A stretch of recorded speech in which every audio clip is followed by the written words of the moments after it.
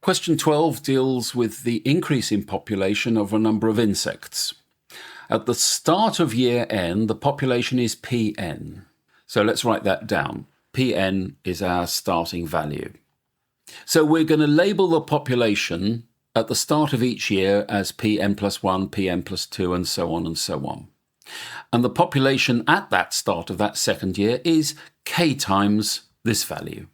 So our population goes up in year 2 to be k times Pn.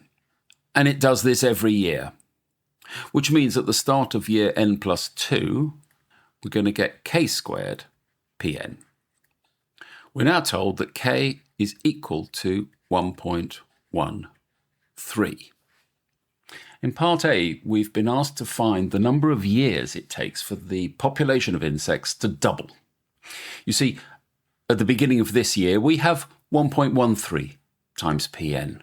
And then the second year, we've got 1.13 squared multiplied by Pn. So the question we're asking is 1.13 to the power x. When is that value equal or greater than 2?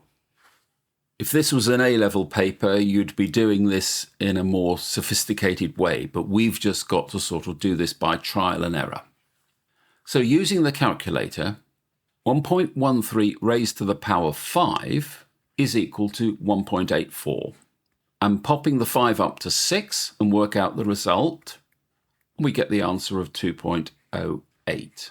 So therefore we can say the number of years for the population to double will be equal to 6. Because you see at the start of year 6, we've got 2.08 of Pn. And that will be your answer to part A. Part B is a simple supplementary question that the value of k actually increases from year to year. It doesn't remain at 1.13. How does it affect your answer? Well, it means it won't take 6 years. It will take less than 6 years to get a double population. So writing that down, if 1.13 increases, it will take less time to get to double the population. So there's your answer to part B.